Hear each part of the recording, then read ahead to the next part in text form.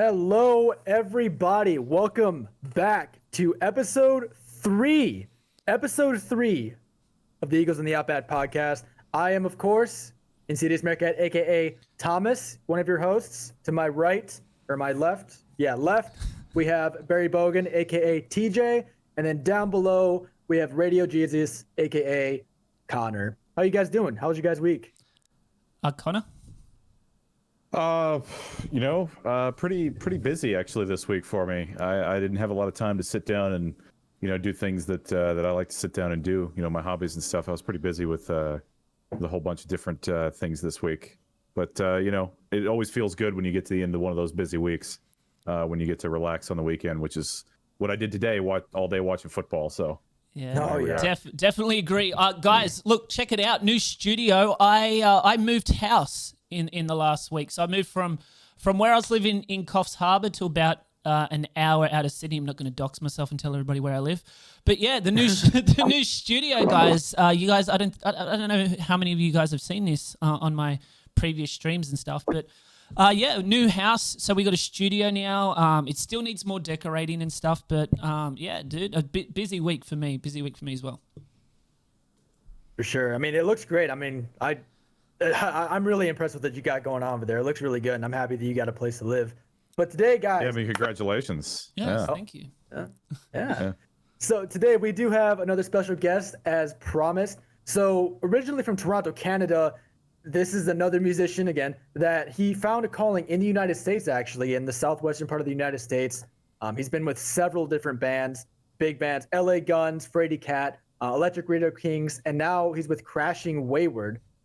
3 decades in the music industry, professional, just really, really knows his stuff. So everybody give me a warm welcome. Help me introduce our special guest, Stacey David Blades. Stacey, how are you doing, my friend? Yeah. Or like the Queen. Hi guys, how are you? Thanks for joining us. Good to be here. So how have you been? How's just life in general? Life is a little different this year. It's funny, because I talked to several different people and other musicians. It's like you're kind of going along, and then it's like you just kind of stop dead in your tracks and go, wow, everything is just so effed up right now. Right. And it's just like you try to kind of, live a normal life, but, it's just so surreal what's going on. It's kind of like a sci-fi movie. And it just goes to show how much, in the world we take for granted, especially in, a civilized world that we live in. It's, I've never seen anything like this in my lifetime, as I'm sure you guys have. No. Yeah, it's But, definitely... I say 2020 has been definitely one of those years that's just, it's going to go down in the history books. We're living. Oh, they'll be talking about history. Yeah, and it's like almost biblical. It's like I don't know. It's kind of scary. It is. That's a whole other story. But I've actually been really, really busy. We just started recording finally. We've been doing 2 months of pre-production. The studio's actually closed down for March, April, and opened up. I think it was not till June. Really? So, we were basically writing our record through the internet, through GarageBand and through iTunes and Pro Tools, and just sharing files. And that's kind of, how we wrote the whole record, which was kind of interesting, but I look at it as a blessing because with that given time, we just really hunkered and basically worked on and written just some of the best music I've done in my career. So for what we're doing. So and I also teach music too. So I've actually been super busy doing that as well, which actually came in handy because a lot of people had extra time and wanted to learn guitar and stuff. So I think back and go, and this thing started 6 months ago. It's already almost October. It was literally, the summer flew by.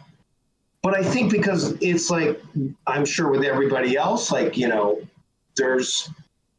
we're not having that many distractions like normal life. So for me, it was like every week turned into the same work, same weeks turned into the same week, turned into the same month, which, I refer to as Groundhog Week. It wasn't Groundhog Day, Groundhog Week.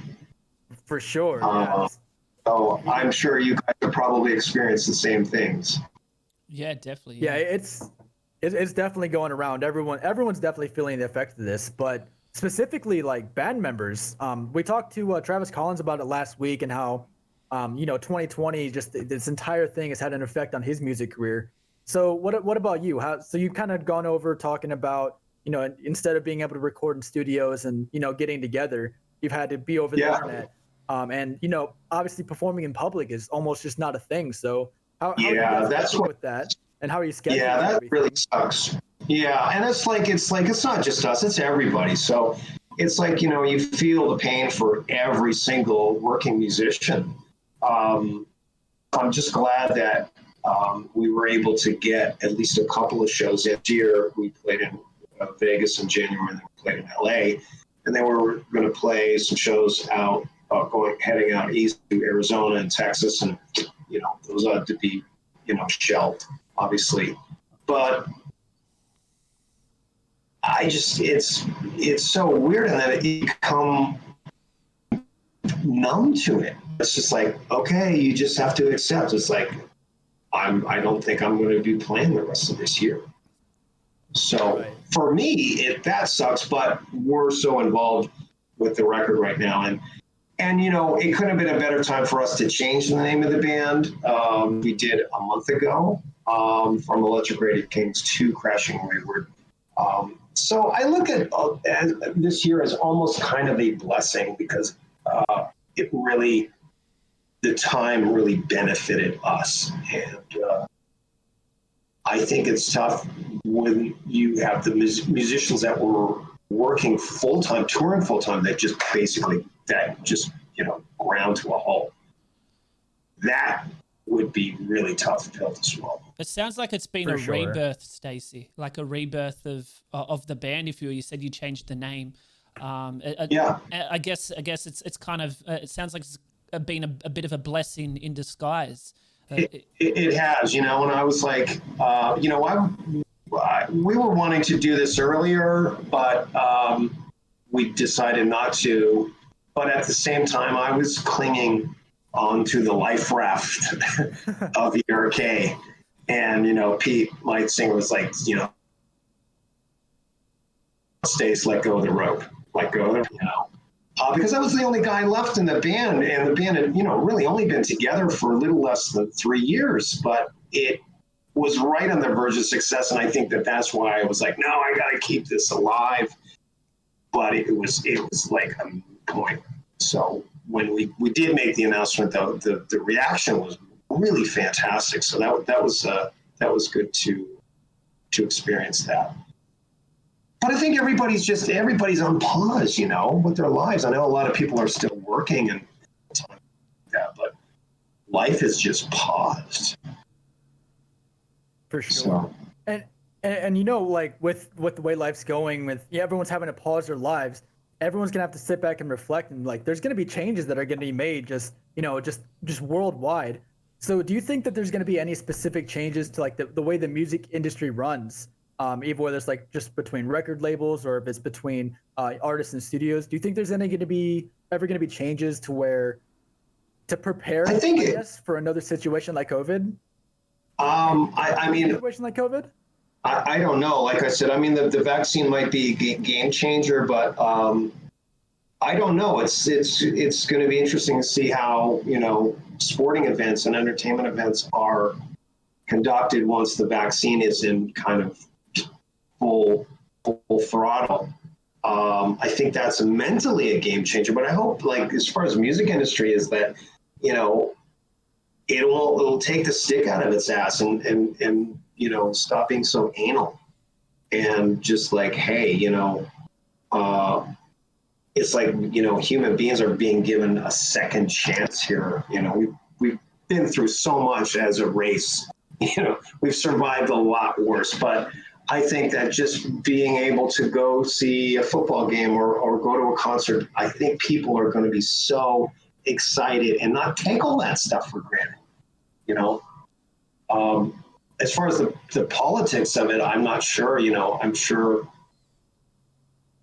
It's like when's everybody going to get into a room full of 1,000 people and feel safe to do so? That's what is the question. That's kind of scary. I think that's a good point, actually.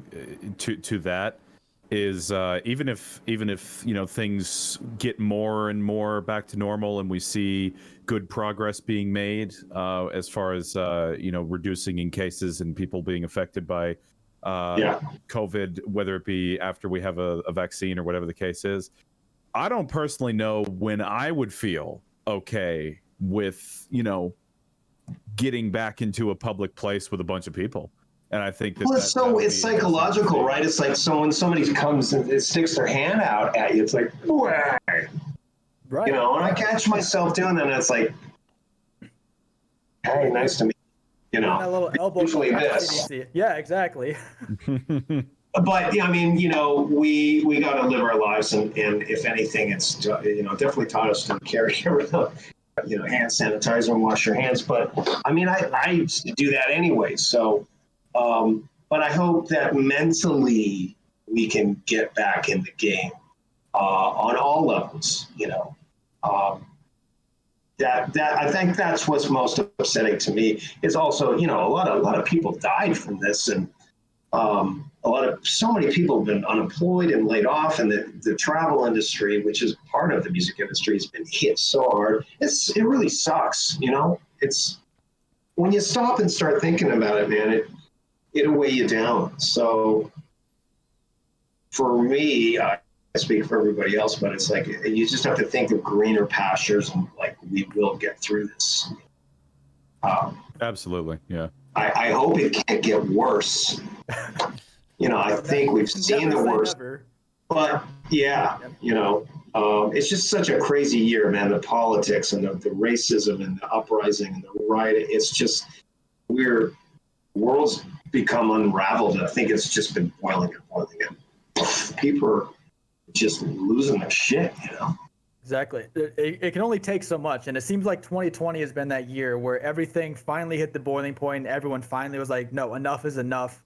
We need to say something about it. And that's all over the world. That's not just in America where, 3/4 of us right here are from. It kind of reminds me, I wasn't alive then, but what was going on in the 60s, the mid 60s and late 60s, there was almost the same thing with politics and there was a lot of racism and a lot of protesting and uprising. It's almost kind of reminiscent of what was going on in that.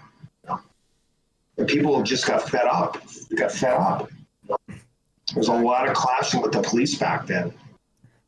Mm-hmm. It's definitely, history does seem to repeat itself. But so speaking of history, we talked a lot about this year and, how it's had an effect on you.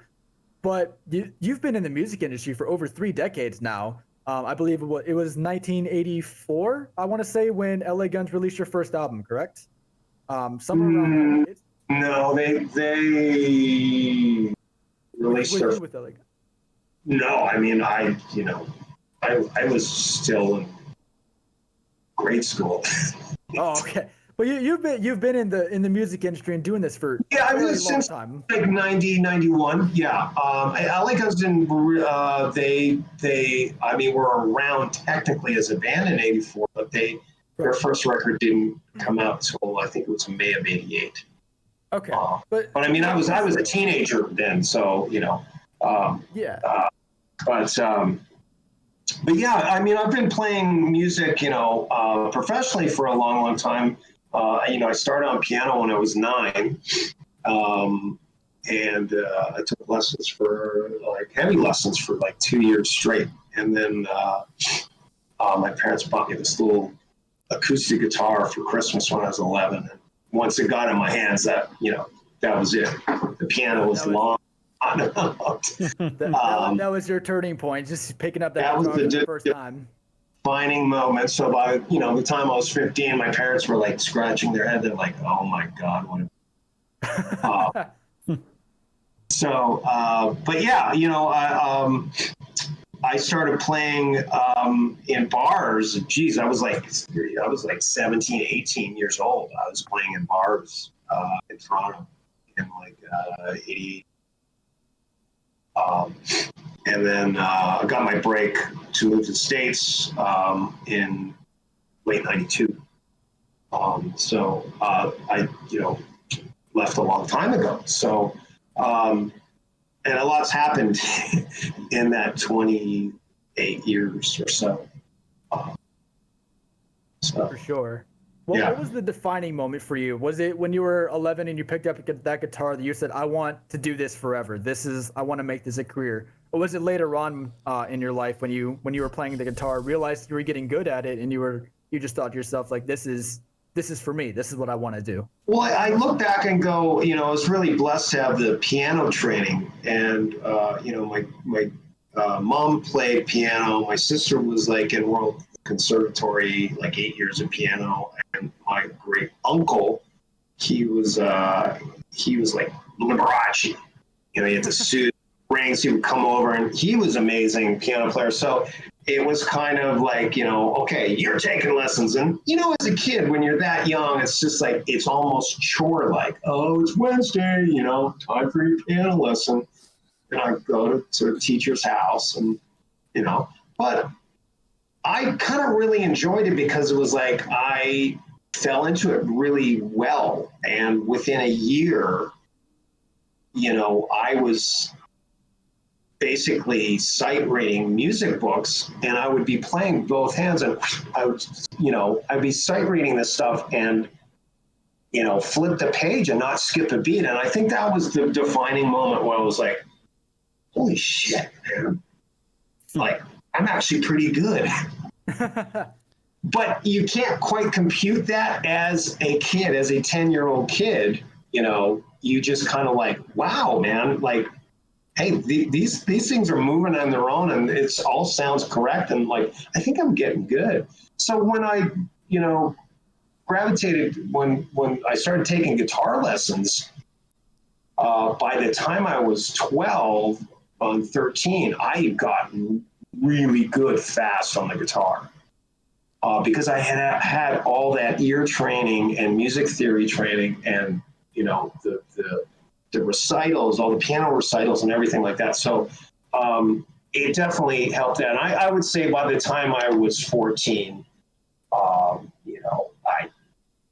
was, I remember I got my first electric guitar. I just stand in front of the mirror and, just visualize the lights and the screaming crowds. And I just knew I was going to, not realizing at the time that I'm, completely, visualizing and law of attraction. And, that created my, my destiny or my world to come, but, it wasn't always an easy ride. It was a lot of work, man. I ate a lot of shit to get where I'm at. But I would say when I was playing piano to my Saturday Night Fever, I'm not embarrassed to say that. I was playing some Bee Gees song, I think. Obviously, they're loaded in that soundtrack. But I just remember, like, just playing that and not skipping a beat. And I think that was the defining moment, not in my career, but as a young musician learning their craft. It was like, yeah, man, that's pretty badass. I'm able to do that. Fun fact: the Bee Gees are actually from my hometown. Yeah, of course. Yeah, up in Brisbane, in Queensland. That's right. We did mention when Thomas was introducing yourself, Stacey, that you've performed in many bands. You've seen and heard it all. You've toured. What's it like playing along other amazing artists such as yourself, night in and night out? Well, I guess previous to pre-2020. Yeah, I really loved, touring with other bands or being on like a festival with a lot of other bands. And I think one of my fondest memories is when we was in LA Guns and we played direct support to the Scorpions in Minneapolis. And it was just us two, the two bands at this place called Myth. That was about 3,500 people or so, sold out. And, meeting Matthias Jabs backstage, who's one of my, guitar influences, loves Scorpions, and he's fantastic. It was all those little moments. And then there was great other random moments where you're not on tour. And I remember, in 2009, my buddy had a villa at the Sunset Marquis Hotel in West Hollywood for a weekend. And he called me up. He's like, get your butt down here, get your swim shorts. And I was with an old friend of mine from Toronto who was be visiting me. And, we're all sitting at the pool. We're the only ones there. We're drinking a beer. And you see this older guy come in with white hair and a ponytail. We're all like, man, that dude looks familiar, So he kind of sits down maybe 20 feet from us, and I kind of lay back in my lounge chair, and then I jump out. I'm like, oh my God, that's Jimmy Page. Oh, wow. Wow. And I'm staring at him, he's staring at me, and they're like, my friends are like, go say hi. And I'm just like, and they're like, shut up, go say hi. I'm like, oh, okay. So, beer, walked over and said, Jimmy, how are you? I don't want to bug you, bro. I said, I just want to shake your hand. My name's Stacey. I play in LA Guns. And thank you so much for so many, you're awesome. And he's like, oh, mate, how you doing, Stacey? And he's like, and this was another defining moment. At that time, prior to I joined LA Guns around 2003, 2004, but we had already done 2 records with Andy Johns. Andy Johns, a legendary producer, unfortunately passed away in 2013. He engineered most of those Zeppelin records. And so then Jimmy Page says to me, he's like, Stacey, have you talked to Andy Jones lately? And I was like, my eyes rolled back, and it was like he kind of knew who I was. To get that acknowledgement was like, I could just die a happy man right now. Founding member awesome. of Led Zeppelin. How can you not get starstruck? Shit. And dude, TJ, I just sat down with him for 20 minutes, just one-on-one with a beer and just shooting the shit with him. I'm like, I was pinching myself. I'm like, fucking no way is this happening. Is this happening? Yeah. Yeah. And that was one of, that was a career high for sure. So, you'd have these moments on and off stage, so to speak. So. But lots of to answer your question, go back full circle here. I always enjoyed playing with a lot of other bands, and it's like summer camp, and to watch, them play or they watch you play, and you study these things too. It was always like, playing with Alice Cooper was like, we played with him a bunch of times, and just being able to watch him side stage or like, hang out with him backstage. It's just like, wow, man, it's a dream come true. Everything I've heard about that Alice. energy. Sorry, can I go for it? I was just saying, you're just feeding off that energy when you're playing with different people and different styles, and very cool, Yeah, I always was like, it was like, I remember one time it was like we were playing in some hockey arena in Minneapolis. I remember I was just like other musicians watching me because it'd spur me on to either show off or just like really dig in and just like, I remember Lita Ford watching me and just like, oh yeah, I'll show you a couple of things here. Oh yeah. So not only have you, I'm sorry, you got more? No, go ahead. Yeah. All right. But yeah, clearly you've got lots of, music performing experience, music writing experience. But like you mentioned earlier, you also have music teaching experience with Rock Academy Online. You launched that about 3 years ago now. Officially launched it. I saw it on your Twitter. Is officially launched, and you were looking for everything. Can you tell us about that? Like, just a little Sure. bit about Well, that? I've been teaching for a while, Thomas, ever since the mid '90s, and it's something I really enjoy doing. And I kind of, I'm not an edge, I didn't go to school to be a music teacher or anything like that. It's like I just kind of take, basic motto that what my guitar teachers taught me. And it's an amazing gift to watch somebody who's, never even picked up a guitar, and within months, they're able to play music, or they're able to play a song, and it's like watching their excitement. I mean, it's such an amazing feeling. And a lot of my students, they've been with me for years. So I really cherish that. I've been doing it a long time. So For sure. Just obviously when I'm on the road, when I'm on the road, I just don't have the time to teach, but I've got some good students here in town, and some students online as well that I do through Skype. So, it's been very blessed to be able to do that. So Stacey, you're not just a musician, but you're actually an accomplished author as well. Snake Eye. I would say that's a bit of a stretch. well, Snake Eye's Confession of a Replacement Rock Star is, as well as you've been in a couple of documentaries as well. Tell us a bit about what it's like to branch out of the music scene and be, I guess, known for other bodies of work as well. I think it's like you. I think. For me, it was always, I would never consider myself one-dimensional.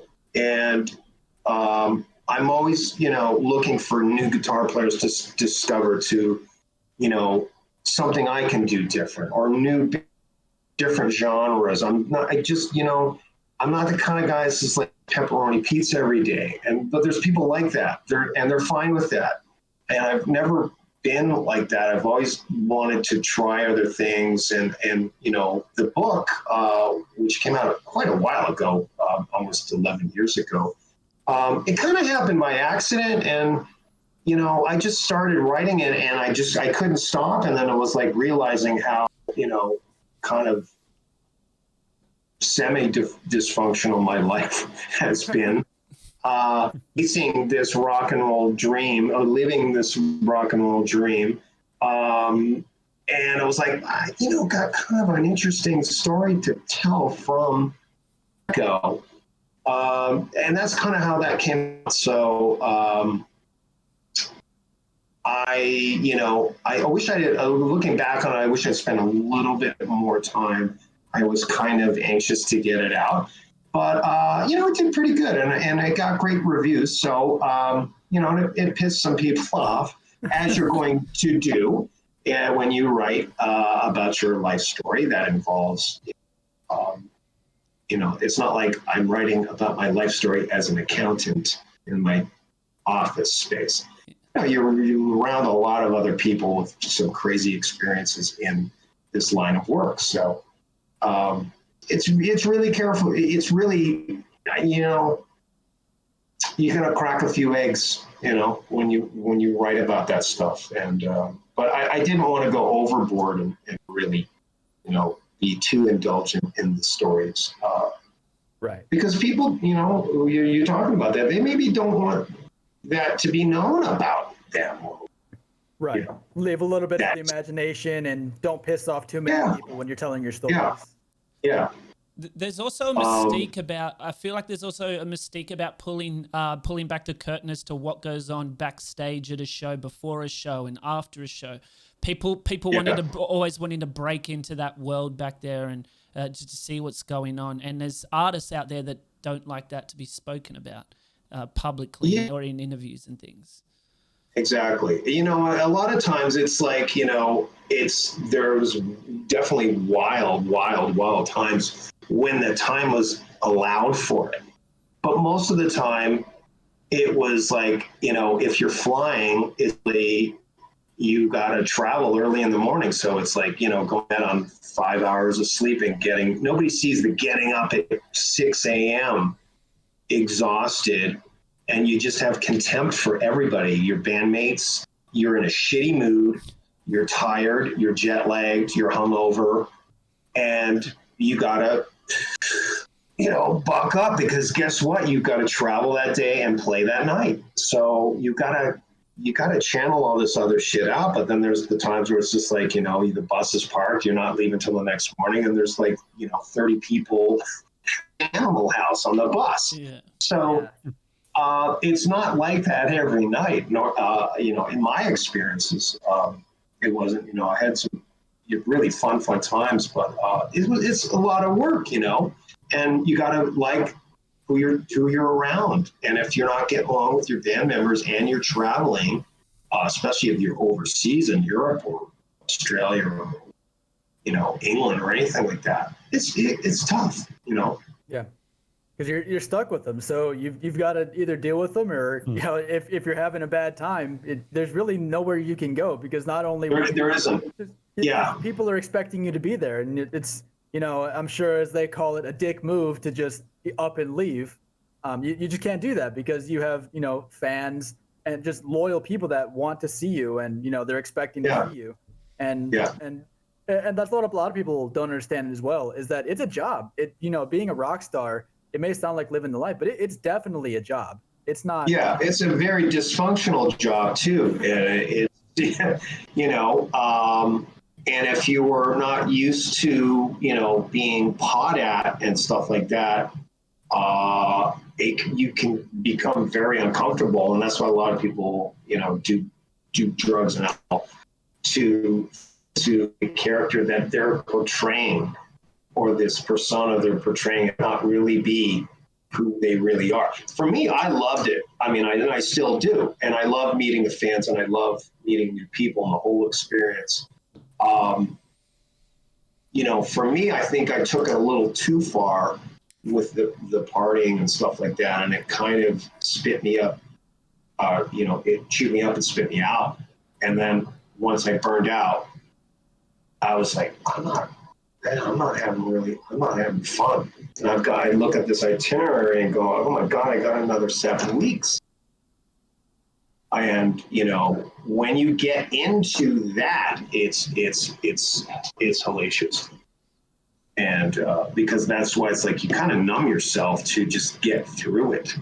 But it's kind of a double-edged sword, where it's like, I like this.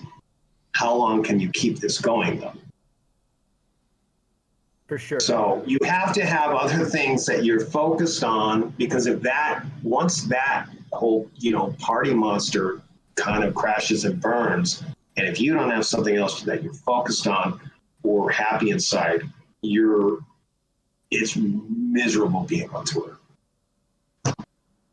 Oh yeah. So with all of these, life experiences you've had with, with these different bands, like really building yourself as a character, learning, what works for you and what doesn't, just all of that has led you up to this point. Electric Radio Kings changing the name to Crashing Wayward.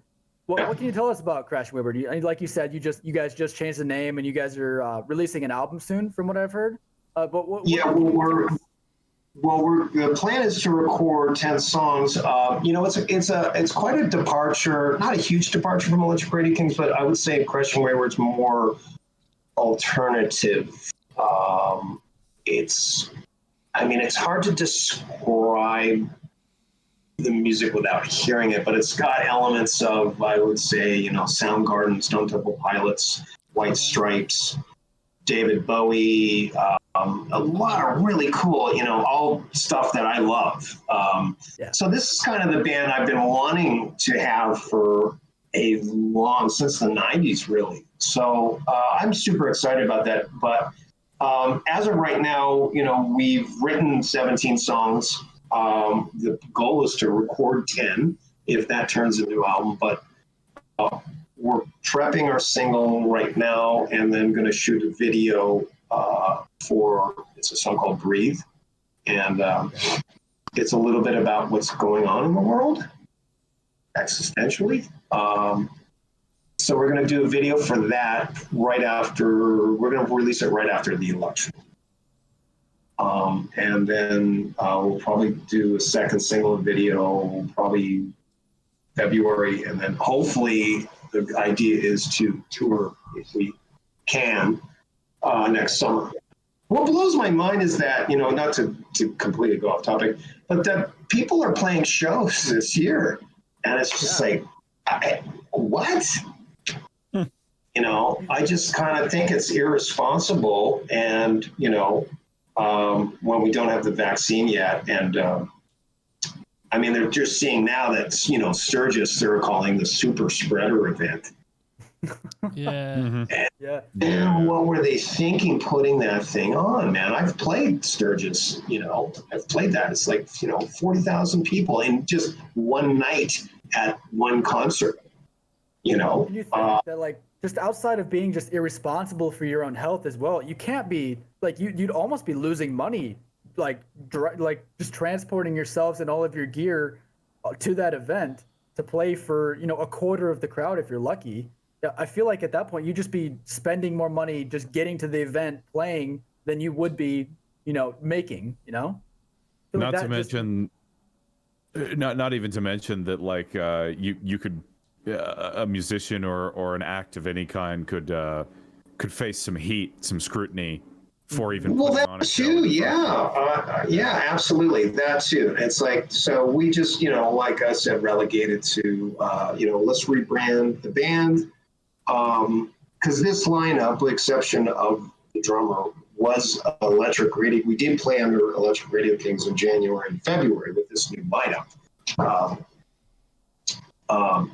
So we were just like, let's take the time to really make this record great, because we're working with the same producer, Mike Gillies, who produced Electric Radio's album Per.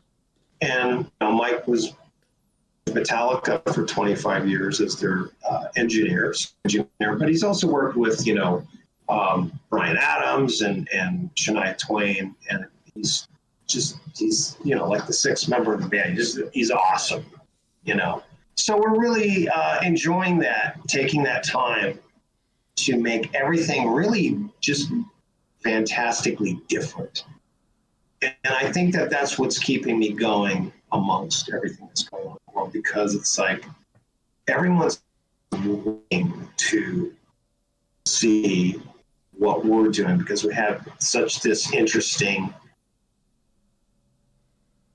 fallout of Electric Radio Kings imploded right on the verge of success. So I think everybody's really curious to, like, the kind of guy, man, I get knocked down, I get right back up. And so I think everyone's kind of just like, chanting this because they saw what they're like,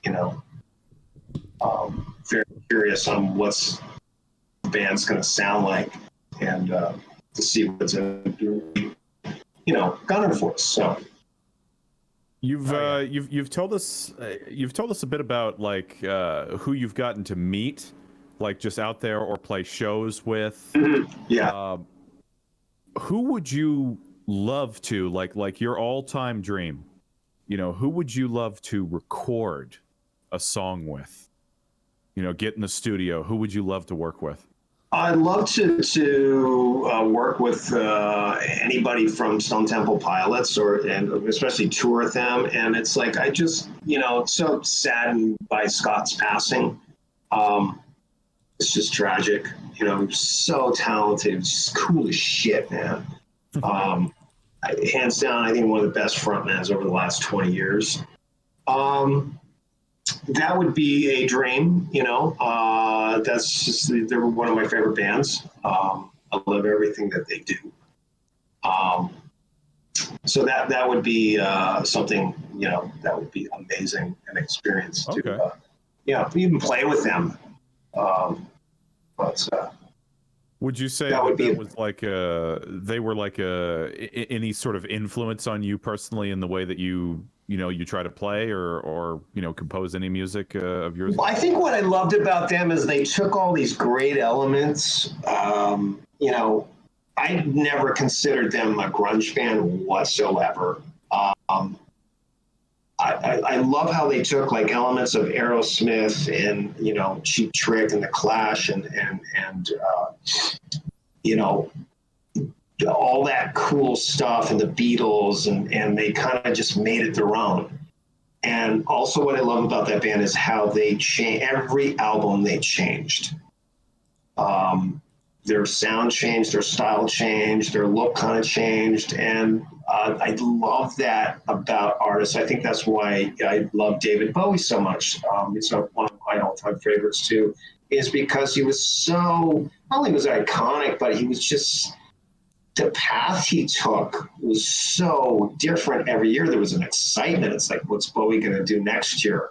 And he would go from one extreme to the other, but it was always great, you know. Even when he was kind of in the mid 80s making very poppy music, it was still fantastic. Yeah, that's very interesting that they specifically, I mean, as I said, out of everybody that you worked with on tour and everything, but that would be your go-to. In sort of a different vein too, like we talked about everything music with you, and that you went down this path after getting that guitar when you were 11 and those piano lessons and the whole just music brain. If you hadn't pursued a musical career, what do you think you'd be doing now? What else interested you? If I hadn't, I probably would have become a professional golfer.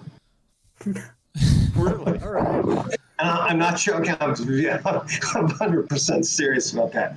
Like polar opposites. All right. Yeah. I started golfing when I was 11, and by the time I was 15, I had like a 17 handicap, which is actually really, really good. But, you know, I was not, I sucked at school. Like I excelled in arts and stuff like that, but, you know, math and everything else, you know, English and all that. I was a daydreamer. I, you know, checked out. I would just sit there and, you know, like, when is this class over, you know? So I was, you know, really not focused because it was like, I don't know, I just knew I was going to do something else. But it's like, I didn't go to college when all my friends from high school went to university, and that stuff never interested me. So I probably would have pursued that. But, you know, once, like I said, the music thing superseded that. And then once I started playing live when I was like 17, 18, 19, 20 and on, I just stopped playing golf. I remember my dad's like, "Why did you quit? You were so good. Why?" Do you ever golf now? Golf? Yeah, there we go. Yeah, do you golf now? Well, you know what's funny? It's like about 5 years ago, and it's funny. I live in a golf course community, and I still haven't gone out and even hitting a ball. But I did pick up a set of clubs and stuff and went to a driving range with actually my dad about 7 years ago. And I was like, oh God, I haven't hit a ball in so long. And, first few like 5-6 swings, and then finally it all came back. And, I remember my fiance, I just do that swing. It was like, you don't lose it. It's all pushing your weight muscle through. memory. It is. And, just cranked the shot. I went at least 280 yards. And she's just like, just lost in the sun.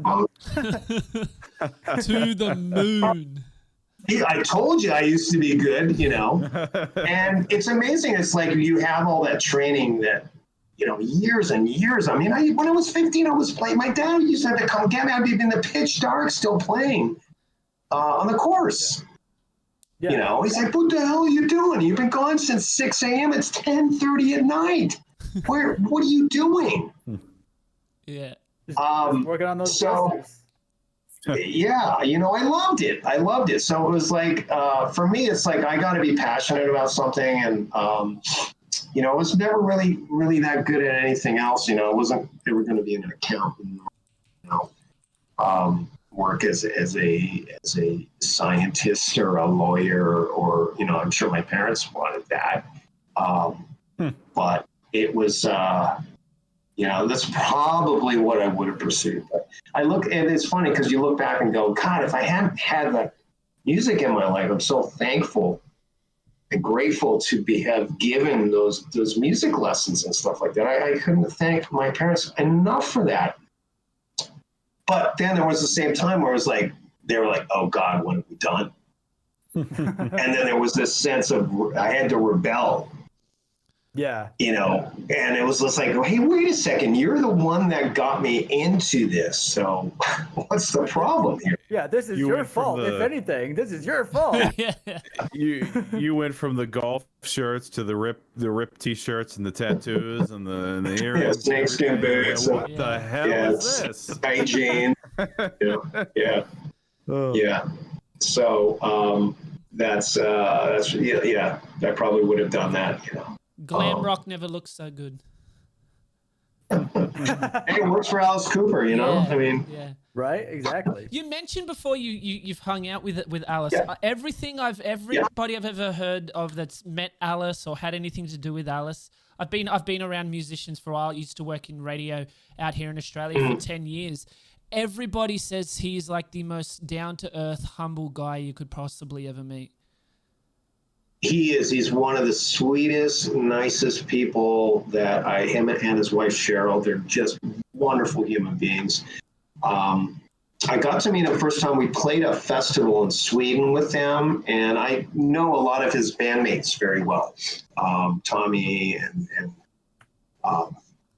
Ryan and so well, I was fortunate to get to meet him after his show in Sweden, and then we did this thing. It was actually my last show with LA Guns. We played this thing. He has this thing every year called Alice Cooper's Christmas Pudding, and he invited us to play. He's like, "What are you guys doing in December?" And we're like, I remember it was with Scotty, the bass player at the time, and we're like nothing. I thought he was going to say, "How would you like to come over and mow my lawn?" And we would have been like, "Yeah, hell yeah, sure." To coin a phrase from Caddyshack. So he's like, "I do this thing," and he goes, "I'll fly you guys in," and we're like, "Yeah, man." So that was December 2012. So it was really cool, man. It was this whole star-studded event. Johnny Depp, Don Felder from the Eagles, Sebastian Bach, we played, and there was a few other people. So we went there. I think we only played like 3 songs at this beautiful theater in downtown Phoenix, and so I remember we got in the day before, and that's when we had sound check, and they were just sound check, and I'm standing there by the curtains, kind of sitting backstage, and Alice goes, "Hey, the guys are here." And he came over and hugged me, and I'm like, "Oh my God, Alice Cooper's hugging me." Yeah. And I was just like, whoa, this is freaking crazy. Go back to And hung out with them. I'm sorry, what's that, TJ? Yeah, go back to pinching yourself again. Yeah, we were just hanging out, and so then we played the show, and it was really cool at the end, man. They had this kind of, it was like this, everybody got up and jammed, and we played Run Run Rudolph, and I'm standing next to Johnny Depp, and we're playing Run Run Rudolph by Chuck Berry, and they started dropping this paper mache and looked like snow. And I remember this big piece of paper mache went right into my mouth, and I swallowed it. And I just remember looking at Johnny Depp, and he was laughing. And I said, "You saw that, right?" He's like, "Yeah." So a lot of good memory. But fast forward to, I think this was 2014. 2 years later, I had this all-star band called Literal. And we were playing at the Hard Rock Casino in Sioux City, Iowa, and we were doing the after party for Alice Cooper and Motley Crue.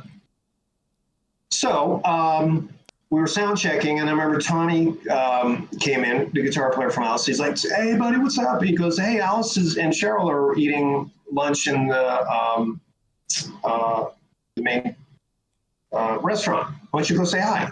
And I was like, "Oh, yeah, you should." So I put my guitar down and walked out of the venue and down the hall, the restaurant. And I didn't think he was going to remember me. And, as soon as he saw me, he's like, "Hey, Stace, how's it going?" And I was like, wow. I mean, I'd only met him twice. I was blown away by that he remembered my name. Wow. Yeah. Yeah, like TJ said, like I've only heard good things about him as well, about him as a person, and you saying that just reinforces it.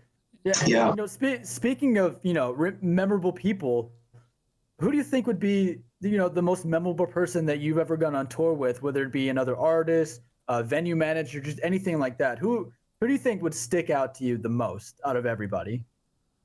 Gosh, there's so many great guys I met along the way. All the guys in Warrant and Skid Row, and the guys in Cinderella, wonderful guys. And but you meet a lot of great stagehands and agents and managers and stuff. So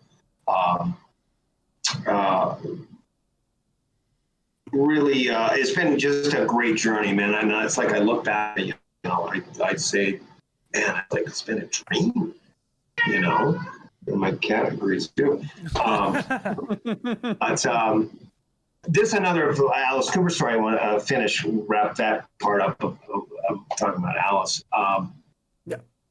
When Electric Radio Kings did our first radio campaign with this big company called Landshark Promotion, and Alice featured us on his show, Nights with Alice Cooper, and he played our single "Sympathy for Me." So he talked a little about that, and he's going through the band members, and he gets to me last, and he says my name, and he's like, "Huh."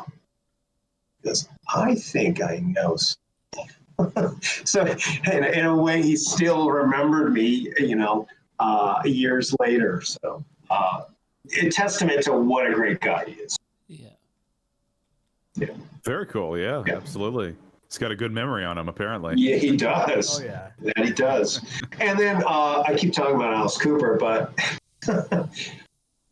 that summer, we played a show with his son here in Vegas at the Hard Rock Casino at Vinyl. We played with his son's band, Dash Cooper, as band, great band, and Alice was there. So it's again this focal with him, amazing. And he watched our show, and to be able to go and up to him and go, "Dude, thank you so much for playing our song," because it really broke the band nationally, and shake his hand and tell him that, and to see again. And what a great guy, man. For sure. All around just a good guy. Yeah. So TJ. I think so. Yeah. So what we're going to be doing now is something a little different. So we got to know you as a musician. We got to ask you a bunch of questions about, your music life. This is another segment that is going to be completely different than that. So we've got two segments. We've got a rapid fire round, and we have a would you rather round. So the rapid fire is going to be just a bunch of just random questions. I'll just give you one for example. Sure. One example is just cats or dogs. And then you just have a split second just to answer cats or dogs. Okay. And it's gonna be different questions like that. TJ is gonna head this one up, and we're gonna see what kind of answers you got for us. All right. All right. You ready, Stacey? Hit me. All right. No worries. So, again, fastest you can answer. What's the strangest thing you've eaten? Eel. Who's your favorite superhero? I think Batman. Yeah. How do you like your steak cooked? Medium rare. Oh, Yes, another champion. good. Another champion. Perfect. Pineapple on pizza, yes or no? Hell yeah. Oh, Another champion right there. another champion there. Yeah, Connor's the only one out on that one. Yes. We're Okay. gonna have to talk about this. On a scale from 1 to 10, how good of a driver are you? I'd say I'm 7.5, 8. And who's your first celebrity crush? I'm going to answer this in a two-part. I think Cher.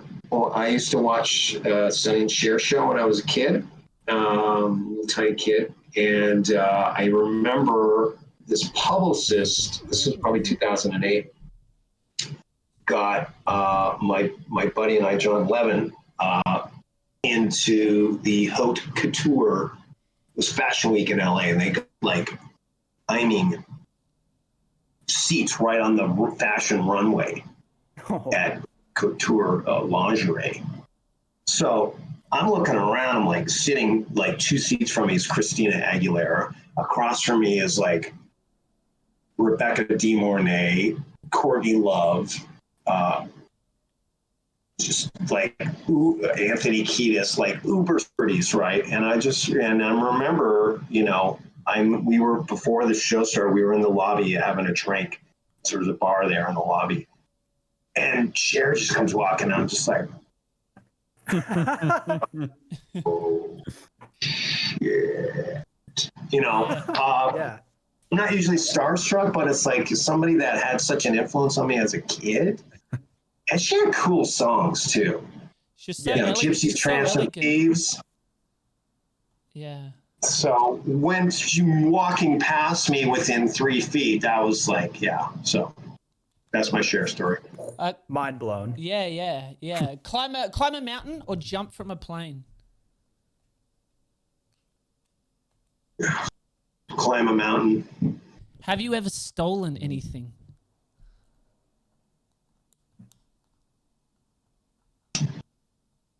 No, I don't think I have. No. And final one, that favorite alcoholic beverage. I stole a lot of licks. Yeah. Hey, yeah. Yes, I have. I've stolen a few things. Yeah, favorite alcoholic beverage. Beer.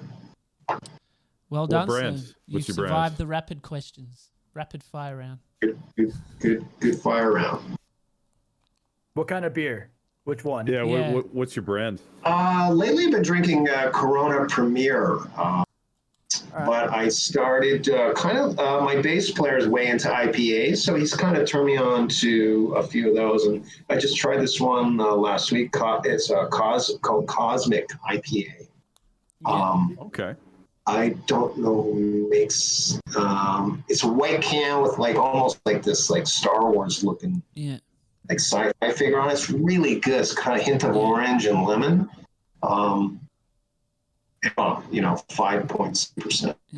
Right. I've never gotten into IPS. I don't know if it's just I've not grown up enough for it yet or what, but I just can't get into IPAs. Yeah. There's I mean, it's like they're really strong. If you're a light beer drinker, it's just so different. And some people just love they go down the wormhole of Right. all the how it's distilled and all of the stuff and brewed and all that. next time you find yourself out here in Australia, Stacey, there's 2 beers I have to recommend. The first one is Great Northern. It's a lager, and that's my go-to beer. The second one is a beer that's brewed by 3 professional surfers, Joel Parker, Kelly Slater, and Mick Fanning. It's called Bolter Beer, and it's an IPA, and yeah, it's up there. It's probably the best IPA I've drunk. But great one right now. Yeah. Yeah. Yeah, I'd love to come back to Australia. Very, very wonderful place, man. Wonderful people. A lot of good memories touring there. Yeah, beautiful place. Switching over from those rapid fire questions, though. Yes. A little bit. You don't have to answer as quickly, but in the same vein, just sort of like off the top of your head, initial reaction, right? Got some questions for you. Classic game. Would you rather? Right. Okay. These can, when you're playing as a kid or a teenager or something, these can get really dirty and weird. It's not going to get like that here. All right. Don't worry about that. But Been there, done that. Yeah. but Several times. Just off the rip, would you rather have more time or more money? You know, I've been self-employed most of my life, so I'd rather have more money. All right. Would you rather be stuck in on a broken ski lift or in a broken elevator? I think broke a ski lift. Yeah, that question really comes down to like fear of heights or claustrophobia, right? So Yeah, I think it's claustrophobia. It's like, yeah. Because at least you can look around at the scenery and stuff like that, where the elevator, it's like, you know, you're stuck in a shaft. Just got the music playing over and over, just driving you nuts. Yeah. Would you rather have one get out of jail free card or a key that opens any door? That's a good one. Yeah, you I can think really a key go that really opens any loud. door. I think a key that opens any door, just because I'm a curious guy, Uh-huh. and I usually don't get into trouble too often. Yeah, that question really comes down to like, would you rather? Are you trying to go out in a bang? You're gonna do something crazy that you're just like, but I can get away with it. I got the card. Yeah. Or you can always, there's a little locked door. There's something you want to peek in on. You've got the key, right? And it's nothing too crazy, but yeah. Would you rather win $50,000 or let your best friend win $500,000? I think let my best friend win $500,000 because he'd probably give me 50,000 of it. Yeah. That, a little Fair. finder's fee, like, hey, I just got a place you can get $50,000 or $500,000 from. Little 10% tip. 10% down. Yeah, he slides you a check, or at least maybe you'll get some bottle service out of it at a club. That's right. Yeah. Would you rather publish your entire search history going backwards from now on, or never be able to use a smartphone again? So you've got to expose yourself to the world or no more smartphone.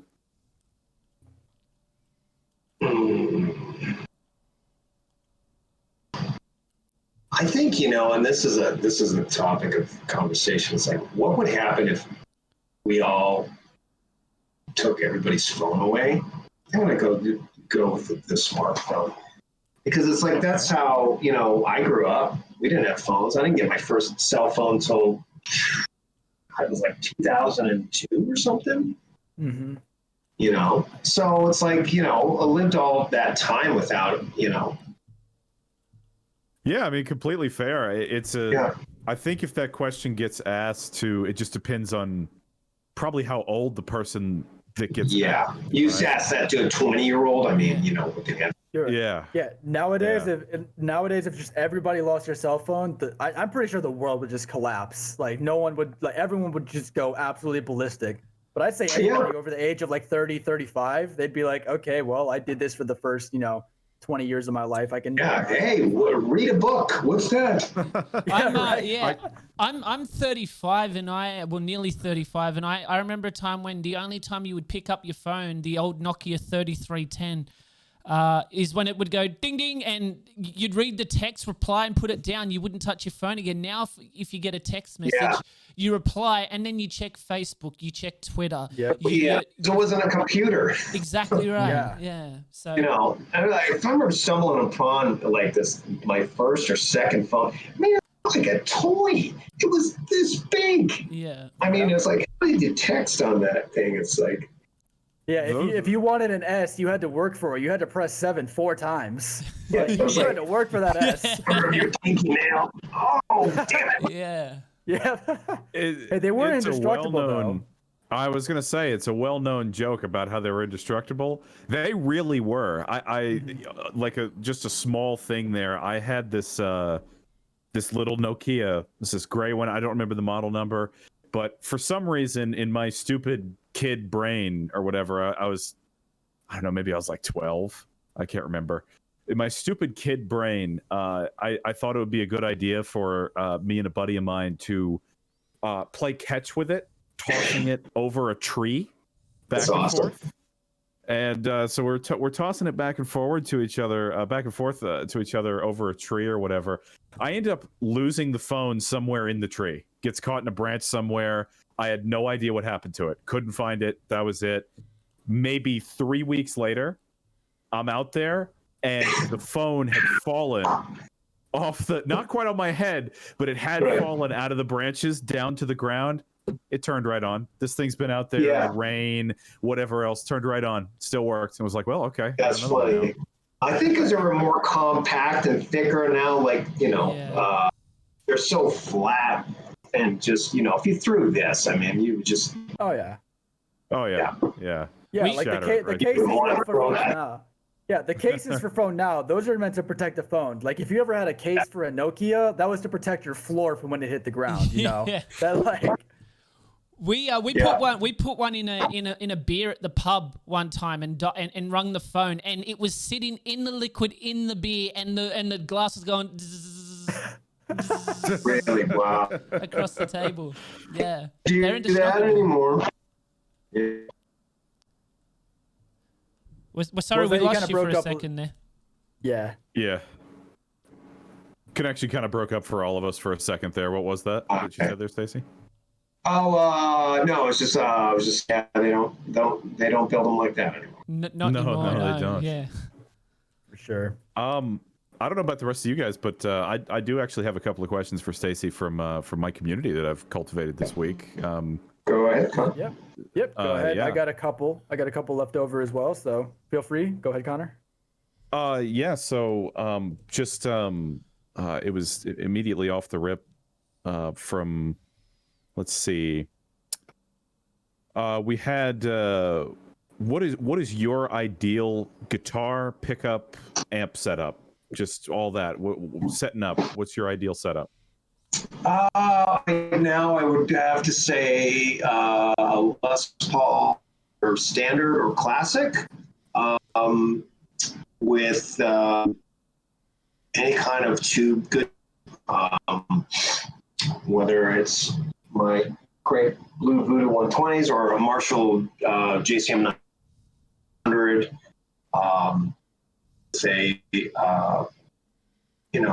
good overdrive pedal and delay. That's, give me the tools of the trade, and that's all I need. I'll ask that. It's not a question from my community, but off of what you said there. What's your favorite guitar that you've got? What's your baby? There's a couple that it was a gift. One of my friends gave me this very special gift. It's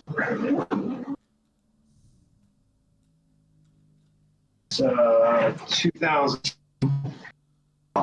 Gibson gold top classic. That's a nice Les Paul. It is. You use in most of your music videos as well, right? That's the one that's in almost all the music videos that I've seen, at least. I've only used this once because I've only had this. I only got this 2019. I've only had this guitar for for almost 2 years. 2 years. Yeah. Right on. Yeah, I've been kind of just really gravitating this one. It's a beautiful guitar. Just because it's new, it's like a new toy. But I have a bunch of other great Les Pauls, and I have some nice Fender Strats, and having a guitar made for me right now, actually. Keith Horn, who was the other guitar player in Electric Radio Kings, he has a fantastic guitar company, a very boutique kind of vintage company called Marvin Guitar. He builds some really great stuff. So he's actually building me so I should have that hopefully next month or so. Okay, right on. Nice. I'm a bassist myself. I really love the SGs. So I have an Epiphone EB. Oh, nice. Yeah, I love the double nut. But yeah, Very cool. yeah, I'm definitely a huge fan of the Les Pauls. If I could get a Les Paul bass, I'd be a very happy man. Also, My cat did something here. We can still see you. Yeah. Yeah, what did he do?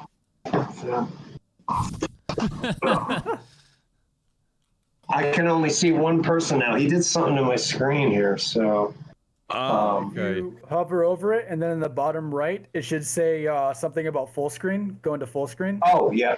Okay. Share your screen. There we go. You got us all back, or? Go on. Oh, Oh. Oh, that's not it. Oh no. yep, that's not it. Yeah, Stop turn that off. streaming? Yeah, Yeah. there we Yeah, go. there you go.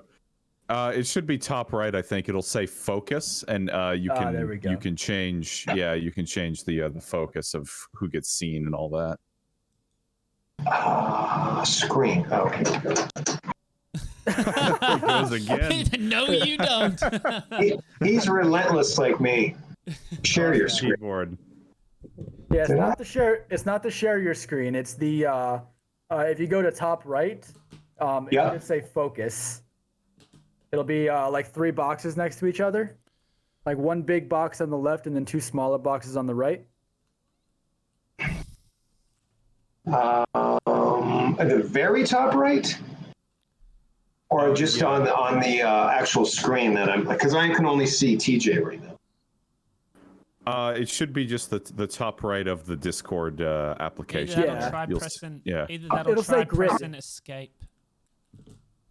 Yeah, escape could work. Yeah. Escape on the keyboard. Yeah, the very top left. ESC. Yep. Okay. Look. Oh, Tab. That fix it? No. Does it say grid instead of focus if you hover over it? In the right side of the screen? Discord's got a lot of stuff that you're able to do with it. I know it's a little confusing sometimes. Oh. Well, I really only had another question here. You could still hear me and everything, so Yeah, I can still hear you guys. It's fine. Yeah. The only other question I had for you is just what are some of the harsh realities of that rock star life? You know, that maybe people coming into that don't quite understand. You know, what sort of warnings would you maybe have about some of the things they don't know? Yeah, it's you know, it's a really dysfunctional job, and it really depends on the individual. You know, it's like a roller coaster ride with the music career. You got to be prepared for the ups and the downs, because there's only a handful of select that stay up top. And you know, one minute you're eating lobster, the next minute it's, you know, mac and cheese. And if you can roll with the punches, you'll survive. It's like you got to be prepared for the tough times, because it's like you get accustomed to living a certain lifestyle or a certain way, you know. And I remember it was like when after 10 years of leaving LA Guns, and I was like, oh my God, now what?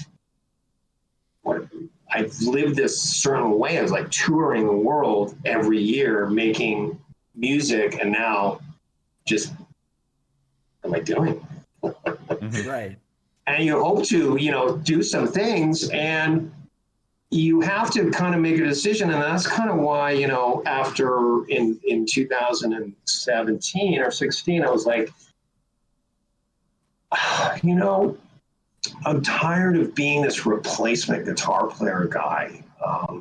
And I didn't want to join another band and be another guy just in the ladder of dudes in and out of a certain band or whatever. I'm like, I want to do my own thing, and I want it to be on my terms. I want to do my own music. And I want to do something different and modern. And if I succeed, freaking, it'll be such a gift. If I don't, well, at least I know I gave it everything that I had. So it's stuff that you got to prepare for. Like, you better be focused and grounded, because it's like, if you think that it's like, hey, this is, I'm on easy street here, and it's like I do the same thing every year. There's usually something that you got to be prepared for that happens. Either, somebody leaves the band. Shit happens all the time. For sure. And sometimes I feel like I'm a shit magnet. It was like,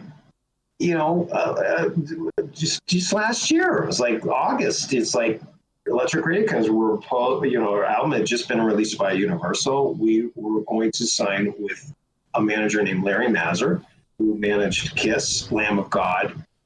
Lamb of God, great band. Yeah.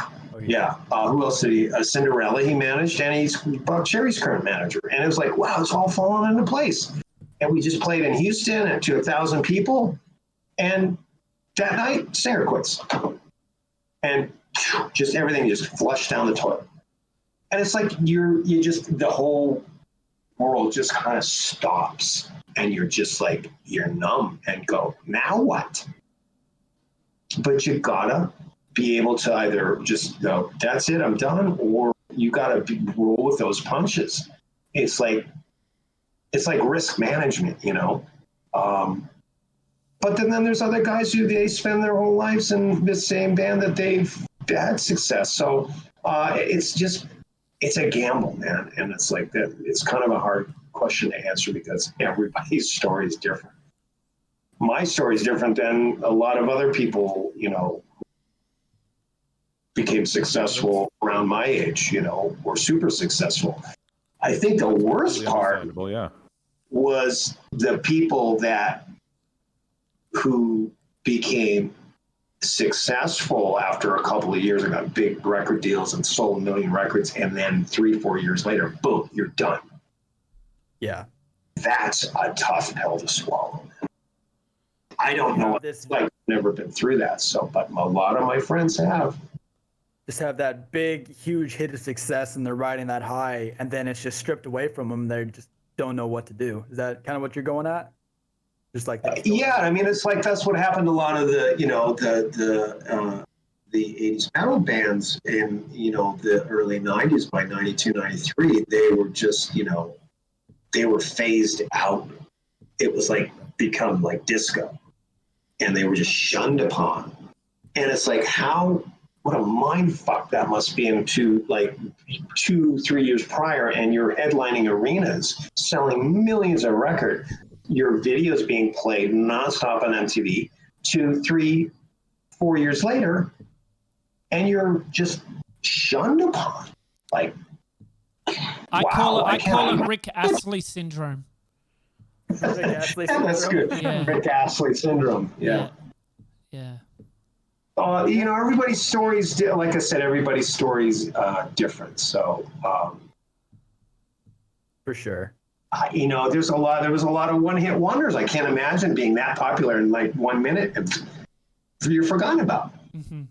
Oh yeah. I mean, that's a good insight there about just things maybe people don't quite understand, and behind the scenes in a way and everything.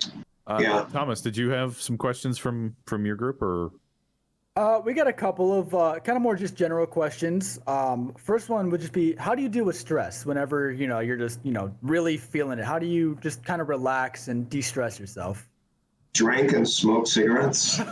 They're like most people. Of age. Yeah. And then I've actually got one as well. What's your favorite guitar gauge? Your guitar string gauge? What's your well, if I'm playing a Tele or a Stratocaster, I'll be 9 through 46. And if I'm playing Les Paul, it's 10 through 22. All right. That's about a lot I had. Do you have any, TJ? Yeah, just one. Most musicians go through a phase in their lives where they busk. Did you ever do any busking out in the street? And do you have any memorable moments from busking? Busking, what is that? Oh, I'm not sure I Busking, so understand. you take your guitar out in the street, you put down the guitar case and you strum it Oh, along. okay, yeah. Yeah. No, I've never done that. Oh, wow. There you go. That's a big thing out here in Australia. Guitarists will grab his guitar and just go put the case Right, out in the you street. have no middleman. It's like, I mean, I was too busy getting, ripped off and, bent over and put a stick up my ass and getting hosed for thousands of dollars. So. Yeah. Damn.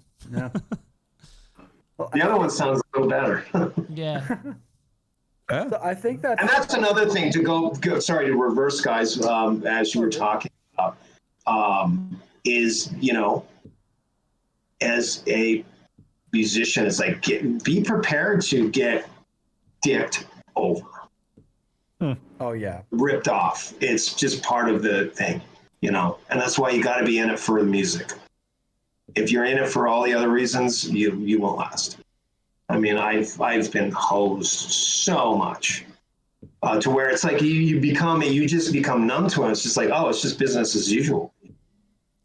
It's unfortunate, but sorry. Becomes part of the business. No, it's all good. Yeah. I think that's all the questions we have, though. Stacey, thank you so much for spending time with us. Guys, this was great. Yes. Yeah, it was a lot of fun for us. We hope you enjoyed yourself. Are there any social medias or anything that you'd like to plug here at the end for anybody that's watching or anyone that's going to watch the video to be able to check out? Yeah, we've got a very great active band page on Facebook, which is facebook.com, Crashing Wayward, and very active Instagram band page as well. And then, you can follow me on Facebook and Instagram as well. I don't do Twitter too much anymore, but we also have www.crashingwayward.com. We just got that set up, so we're going to start really adding to that once we get the music ready after the election here in the States. Awesome. Yeah, so you in November. mentioned that earlier. Yeah, you mentioned that earlier. You have a single dropping in November. When can we expect the whole album? Probably, I would say close to April or May or summertime. It's funny. It's just like things have slowed down, especially with this whole pandemic. It's like, I remember just doing a full record in a month. I look back and go, how the hell did we do that? Or 6 weeks or 7 weeks, per Electric Radio King, that took like 11 months. And we switched producers in the middle of it. That's kind of why I did. But I kind of used to that. I kind of like taking my time. I don't like being rushed, so not an immediate rush to get it out, but we'll definitely have a good at least 2 or 3 singles out and videos by leading up to that point too. Yeah, sounds good. Awesome. You guys need to go follow the socials that he mentioned there for Crashing Wayward on Instagram and Facebook, and be able to check out the videos and the music when it drops. Yeah, it's a great band full of great guys, super talented. Everybody in this band: Dave Harris on guitar, Peter Summit on vocals, Sean McKee on drums, and Carl Rather on bass. I couldn't have asked for 5 better guys. Just wonderful guys, and really great chemistry. So. Awesome. Yeah, we definitely can't wait for all that. And we'll have all of your links down in the YouTube video that you guys all watching the stream can check out as well. Stacey, if you want to go over and watch this back, see how it looks from everyone's point of view, you can see that as well. And then let us know if there's any links you want to add as well. Sure. You can always edit that. And then TJ is going to be announcing next week's guest. So I'll hand it over to TJ real quick. Yeah, guys, next week's guest, we're pretty excited. I've been in, as some of you know, Jake the Viking is a good mate of mine. Jake the Viking from the Mr. Beast YouTube crew. If you don't know who Mr. Beast is, he's the guy that gives away hundreds of thousands of dollars to people in the street all across America. Jake the Viking is going to be here on the podcast next week. We're really excited to have him. I look forward to that, and stay tuned to the Twitter, and we'll update you throughout the week. But Jake the Viking, next week's guest. Back to Thomas. Excellent. Cool, guys. Well, thanks again. This was a lot of fun, and for some reason, I'm craving beer now. Let's do it. Yeah. You're not the only Sounds one up. Bolter beer. Bolter beer. Yeah. Ultimate. Awesome. All right, guys. Well, yeah, stay safe out there. You too. Thomas, thanks again. We'll chat soon. Absolutely. Yeah. Great. Thanks. All right. DJ Connor, take care, guys. Bye-bye. Yeah. Yeah.